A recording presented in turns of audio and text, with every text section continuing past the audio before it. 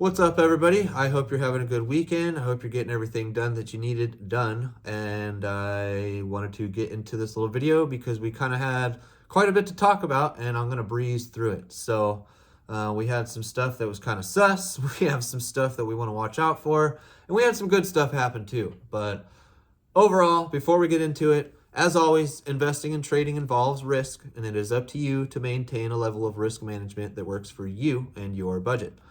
I am not a financial advisor, and I will not tell you when or where to sell or buy any securities. Any content or information that you see provided on my page is going to be solely provided for entertainment and educational purposes only. Okay, so a lot of stuff happened with the Fed, talking about rate hikes again, and other banks talking about it. POTUS came out talking about using oil reserves. Supply and demand will eventually catch up to that one. I won't go into that. Before I get into all the meme stocks, cannabis stocks had a nice run for the jump when they announced the MORE Act voting from the House. It went through, so it's going to go on to the next step. This kind of happened last time when they were voting about it, last year. If you were in on that and you got to make money, great. Just watch out for that because what goes up must come down. But yeah, so on another thing too for what goes up must come down. Mullen. I'm bullish on Mullen. The momentum's there. The guys haven't covered their stinking shares. The float, the situation, all of it. I believe as we see more stuff come forward about product, we'll see. So ride that momentum. Are we going to hold on to all things that we go after? Reason I say that, and I'm not Mullen in general, because like I said, I'm bullish. I believe Mullen is going to see plenty of more moves, and they still have to cover.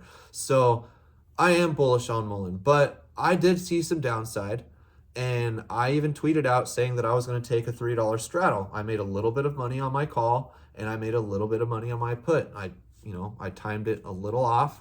It was in between me doing stuff, so I was paying attention, but not. But I was able to make out on both sides and was just patient enough to do it when I did. I could have made more and I could have got burnt, but I talked about that, and the reason I did too is because I saw a lot of people come out saying that Mullen was going to gap up to $4 tomorrow. Please be careful with that. Not only if you're doing that and you're watching, be careful. Your followers might be doing that and you may be wrong. If you are a follower and reading something like that from someone who has a big following, who is saying something like that, be smart, okay? Look at your levels. Look at what happened with the stock. On the 5-minute intraday chart, it ripped and it was extremely overextended, and what goes up must come down. There are certain levels, there are certain areas of support that it still sees in a long-term spectrum that it might get there in a few days, but that's kind of ultimately what happened. I tweeted out that I was doing the $3 straddle because I saw downside to almost, under, I said 255. We ended up touching 263. The $4 gap up never happened. And that's just more so, be careful. So if you see something like that, understand what the gapping is. You got to know what the gap is and why they happen, and having the right chart up. I personally watch Huygens, so it's going to be I view it a little differently, but I saw support levels there. So I expected some support touching. It kind of happened, and the $4 thing didn't happen. So just be careful. That's all I'm saying. I like talking about levels and where I see them, not like, oh, it's going to go there on this date, on this price, whatever, we're going to do this.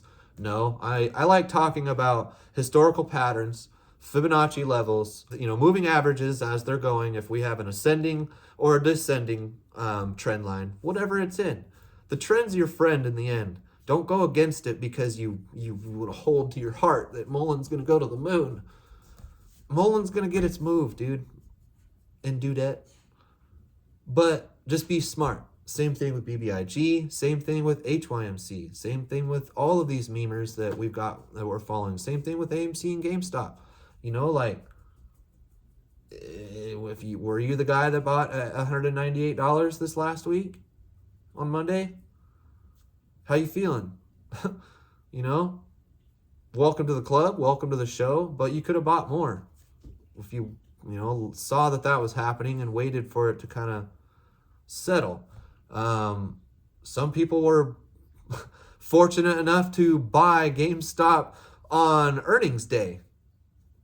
So trust me, different levels. People are in different positions, so they feel differently about their positions because they got in differently. So just understand that. Just try to help yourself out. Understand support and resistance. Understand those things so you don't overbuy and overpay for something, and you could have gotten more.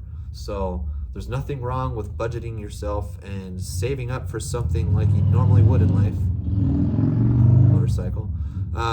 If you're saving up for a motorcycle. Yeah, no, anything that you're saving up for life, you set a plan, you have a budget, you have things that you work for to get there. You don't just go out and buy it. So same thing. You want to own more of something on a stock and more shares of something, but you'll own more if you save up and, I see this potential support level that it might hit, and through those 2 weeks or whatever that it might be, I could gain more. I could have more money to throw at it, and it's cheaper. So guess what? I just bought more. Anyway, so I've already talked about that before in another video, but more situations are starting to play out, and I'm starting to see what I'm talking about. So just be careful.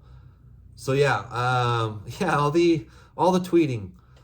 We saw a lot of CEOs get some attention. Ryan Cohen with his tweets about animals and short sellers, and AA tweeting about crow and serving crow, and his gold investments and how stoked that he was to partner with HYMC with Hycroft.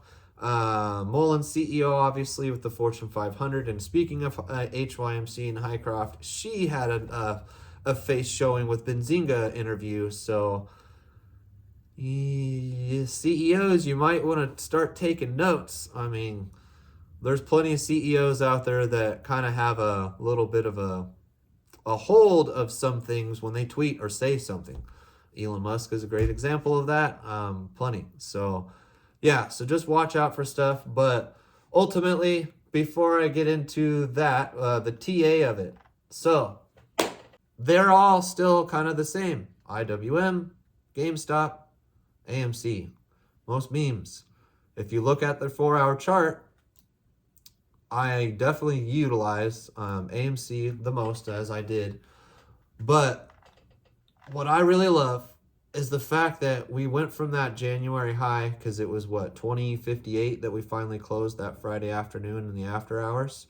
We got that beautiful jump,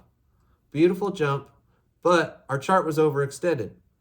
Our RSI was way up until an 89. So I wanted to see some cool off. It was hard to gauge where we were going to be. We ended up blowing through the 2396 fib. We ended up going all the way up and testing into the next Fibonacci, which would have been the 3326. Now, that Tuesday. I don't know what happened. We could speculate what might have happened, lit exchange, turn the dark pool, whatever. I'm not 100% sure. What I do know, data-wise, AMC had 0 short shares available that morning on the 29th, as well as their stupid $50 strikes that they added that people probably decided to jump into some weeklies.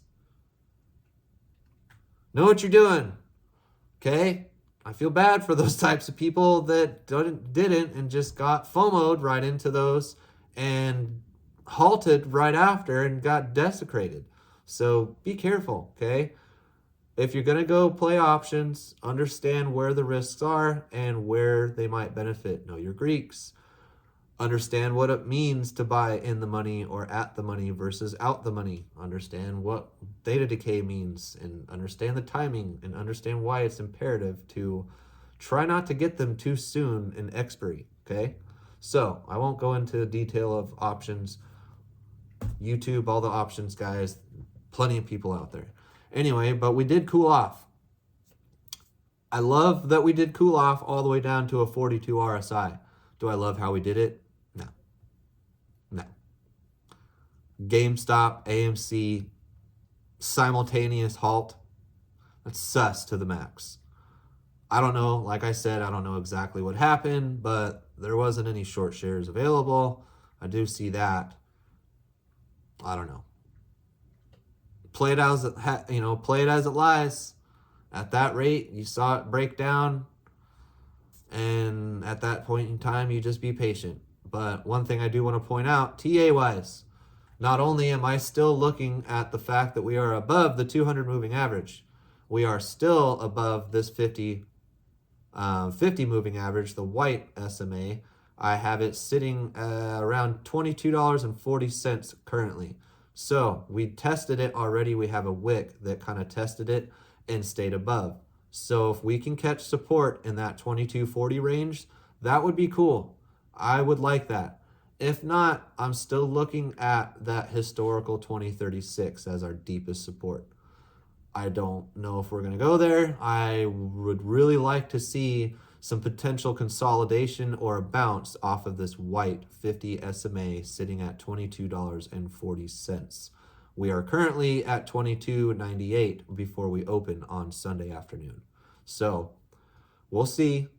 We are cooled off. Our MACD has curled. Our MACD is still getting pushed down. We're above baseline, but who knows? So ultimately be ready for anything. I'd like to see support, and if we can catch and hold support at 22.40 area, that's going to be a good zone. And if not, I'm also looking at 2036.